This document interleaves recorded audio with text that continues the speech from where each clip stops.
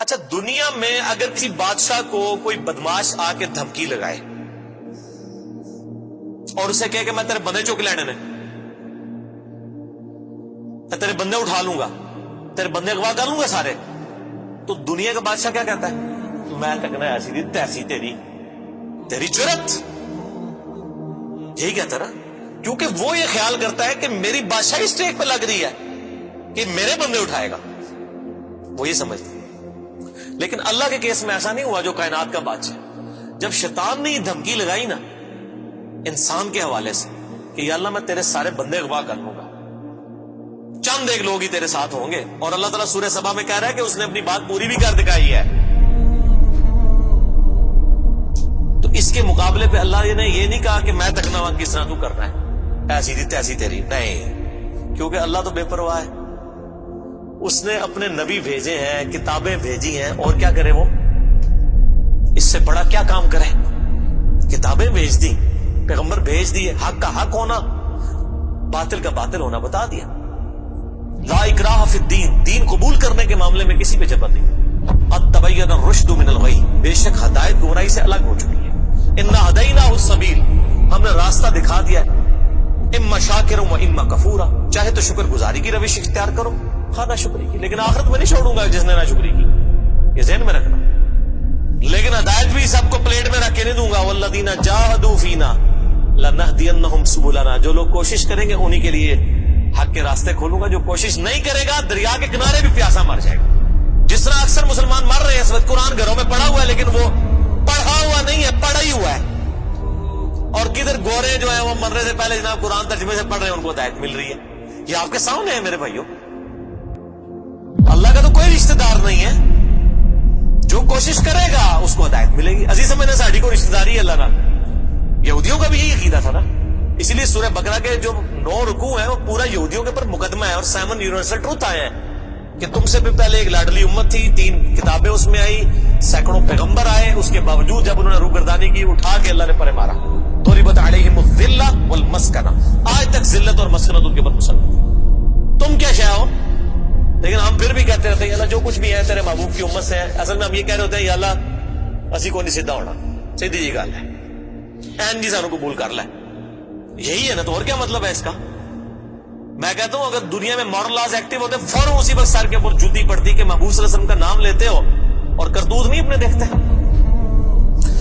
تو دنیا کے بادشاہ تو کہتے ہیں میں تکنا کس طرح تو چکنا ہے میرے بندے، تیری ایسی تھی تیسی، لیکن اللہ تعالیٰ کیا فرما رہا ہے؟ قال فالحق، اللہ فرماتا ہے یہ ہے سچائی، والحق اقول، اور میں کہتا ہی سچی بات ہوں، یاد رکھیں لأملأن جہنم منک وممن تبعک منہم اجمعین، جو کوئی بھی پھر شیطان تیری پیروی کرے گا نا میرے بندوں میں سے، تو میں نے کسی بندے کی گارنٹی نہیں لی ہوئی، میں اس کو اور تجھے اور تیرے سارے فالوورز کو دوزخ میں ڈال دوں گا، دوزخ کو بھر دوں گا تجھ سے اور تیرے فالوور سے، یعنی میں اپنے کسی بندے کی کوئی گارنٹی نہیں لیتا، میرا کام ہے صرف حق بات پہنچانا۔ پیغمبروں کو بھی یہ کہا گیا وما علینا الا البلاغ المبین۔ اب جان بوجھ کے جو گمراہ ہوگا تو اللہ فرماتا ہے تجھے بھی اور تیرے فالوورز کو اٹھا کے دوزخ میں پھینک۔ اور قرآن حکیم کی سخت ترین آیت میں اکثر کوٹ کرتا ہوں، سورۃ الاعراف آیت نمبر 179، وَلَقَدْ ذَرَأْنَا لِجَهَنَّمَ كَثِيرًا مِنَ الْجِنِّ وَالْإِنسِ، اور بے شک ہم نے کثرت کے ساتھ جن اور انسان پیدا ہی دوزخ کے لیے کیے۔ کتنے خطرناک الفاظ ہیں، لیکن اس کے آگے الفاظ ہیں، اللہ کوئی فنیٹک نہیں ہے، نعوذ باللہ۔ اللہ فرماتا ہے ہم نے ان کو دل دیے تھے، عقل دی تھی سوچتے نہیں، کان دیے تھے سنتے نہیں، آنکھیں دی تھی دیکھتے نہیں، یعنی ان انسٹرومنٹس کو یوز کر کے حق بات حاصل کرنے کی کوشش نہیں کرتے۔ اولئک کالانعام بل ہم اضل، یہ چوپایوں کی مانند ہے بلکہ ان سے بھی گئے گزرے ہیں، جو لائی لگ بنے ہوئے ہیں، کان آنکھ عقل کو یوز کر کے حق بات اور باطل میں تمیز نہیں کرتے ہیں، تو یہ دوزخ کے لیے پیدا ہوئے ہیں، اور ہمیں نظر بھی آ رہا ہے اکثریت واقعی دوزخ کے لیے پیدا ہوئی بھی ہے۔ اللہم اجرنا من النار، اللہم اجرنا من النار، اللہم اجرنا من النار۔ قل ما اسألکم علیہ من اجر، اے نبی علیہ السلام فرما دیجئے میں جو اتنی باتیں کھول کھول کے بیان کر رہا ہوں اس کے عوض تم سے کوئی معاوضہ طلب نہیں کرتا۔ آج کے دور میں جب ہم نبی علیہ السلام کی دعوت پیش کریں گے تو ہم کہیں گے کہ دیکھو تمہیں کھول کھول کے صحیح باتیں بتا رہے ہیں. کوئی چندہ بک نہیں بنائی ہوئی ہے بھائی, کوئی قربانی کی کھالیں نہیں جمع کر رہے, کھول کے مفت تمہیں یہ ساری سچائی بتا رہے ہیں. وما انا من المتکلفین, اور اے نبی علیہ السلام آپ فرما دیجئے میں تکلف بھی کرنے والا نہیں ہوں. ہائے ہائے ہائے ہائے,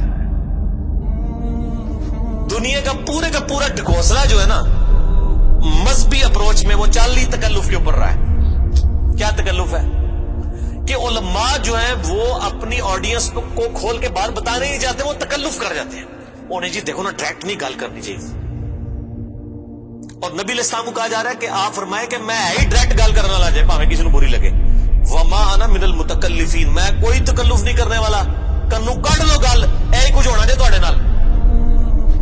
یہ اتنے سخت الفاظ ہیں کہ میں کوئی تکلف نہیں کر رہا. کیا مطلب کہ اللہ نے کسی کی کوئی گارنٹی نہیں لئی. اللہ تعالیٰ فرما رہا ہے کہ شیطان میرے جن بندوں کو اغوا کرے گا میں نے کوئی گارنٹی نہیں لی ہوئی, میں انہوں نے بھی چھوڑ دیا گا. تو ایسی دی تیسی تہاڈی, کسی پلے کیس نہ رہنا, کوئی تکلف نہیں ہے. نبی علیہ السلام کھل ڈل کے ان کو بات کرتے ہیں.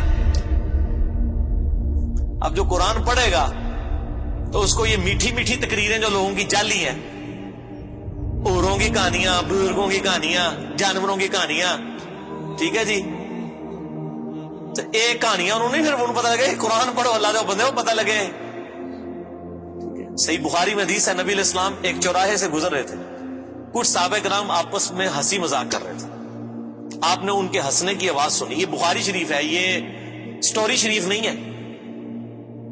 آپ کھڑے ہو گئے اور آپ نے فرمایا اللہ کی قسم جو کچھ میں جانتا ہوں نا, اگر تم جانتے ہوتے تو تم زیادہ رویا کرتے, کم ہنسا کرتے. کہ آخرت میں کتنی سختی ہونے والی.